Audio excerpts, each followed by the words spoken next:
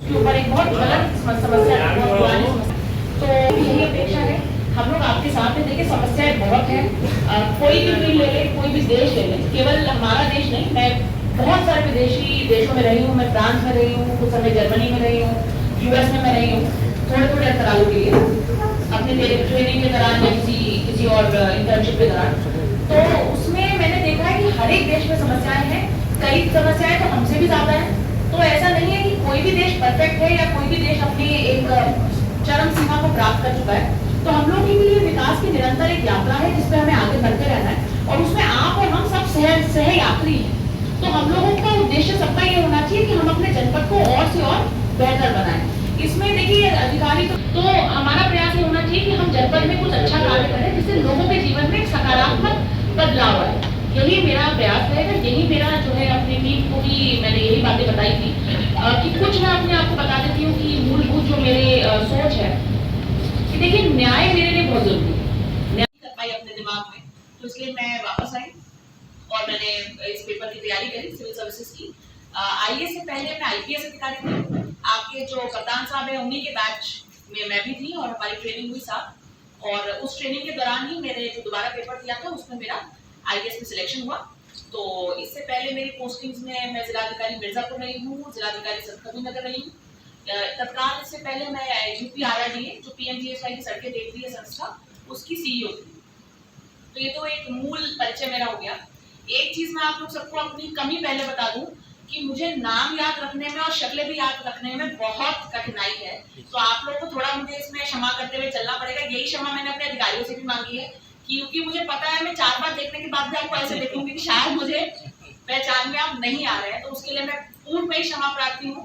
तो आपको हो सकता है मुझे बार बार याद दिलाना पड़ेगा कि, लेकिन धीरे धीरे जैसे जैसे हम लोग आगे बढ़ेंगे मुझे पूरी उम्मीद है कि मेरी इस कमी के ऊपर मैं पार पा लूंगी और आप लोगों से मेरा अच्छा रिश्ता हो जाएगा। वैसे भी आते हैं चले जाते हैं हम लोग, आपने देखा पिछले डीएम साहब गए, हम भी चले जाएंगे किसी दिन। तो लेकिन आप लोगों का ये जनपद है, ज्यादातर आप लोग यहीं के हैं। तो हमारा प्रयास ये होना चाहिए कि हम जनपद में कुछ अच्छा कार्य करें जिससे लोगों के जीवन में एक सकारात्मक बदलाव आए। यही मेरा प्रयास रहेगा, यही मेरा जो है अपनी टीम को भी मैंने यही बातें बताई थी कि कुछ मैं अपने आपको बता देती हूँ कि मूलभूत जो मेरे सोच है कि देखिए न्याय मेरे लिए बहुत जरूरी है। न्याय से अर्थ ये हुआ कि न्याय बहुत तरह का होता है कि जैसे कोई गरीब व्यक्ति है तो उसको जो सुविधा सरकार दे रही है वो उस तक पहुंच जाए। कोई दबंग व्यक्ति उसके साथ किसी गलत प्रकार का व्यवहार, उसका कोई हक छीनने का कार्य न कर पाए। ये पहली व्यवस्था हम लोग चाहेंगे कि हम यहाँ पे बना पाए। उसके बाद सरकार की तमाम योजनाएं हैं जिससे किसी भी मनुष्य के जीवन में एक जैसे कहते हैं वृद्धि होती है, जीवन शैली में वृद्धि होती है। वो वाली स्कीमें जो है सभी जरूरतमंद लोगों को या जो पात्र लोग हैं उन तक पहुंचे, ये मेरी प्रायोरिटी रहेगी। बाकी उनसे पूछना चाहे वो आप लोग पूछे। एक प्रश्न पूछा गया था ग्राम प्रधानों का। देखिए ग्राम प्रधान मैं ये जरूर कहना चाहूंगी कि हमारे विकास की मूलभूत इकाई है। अगर ग्राम प्रधान हमारा काम न करे तो हम कोई भी योजना, आप लगा लीजिए कोई योजना हम अपने गांव के निवासी तक नहीं पहुंचा सकते।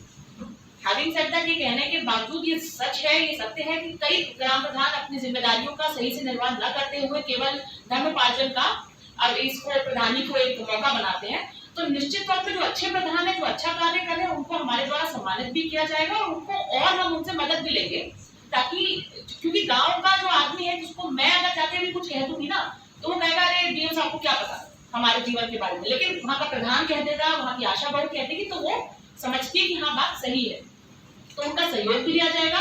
और जो भी कोई गलत कार्य करेगा, चाहे वो प्रधान है, चाहे वो कोई हमारा सेक्रेटरी है, चाहे हमारा अधिकारी है, कोई भी व्यक्ति यदि गलत काम करेगा तो नियमानुसार उस पर सख्त से सख्त कार्रवाई की जाएगी। एक दृष्टांत है, मैं हमेशा बता रही हूँ, जब मैं यूपी आरआरडीए में थी केवल 4 महीने वहां रही, एक सड़क के ऊपर जो है एफआईआर हुई थी मेरे समय में, वो देवरिया में थी। अब ये तो एक इत्तेफाक है, इसका कोई वो नहीं है, परंतु कहने का मतलब ये है यदि सही काम चल रहा है तो सही तरीके से उसको किया जाएगा। यदि कोई गलत करेगा, चोरी करेगा किसी भी प्रकार की, तो उसके ऊपर हम लोग सख्त से सख्त कार्रवाई करने का अवश्य प्रयास करें।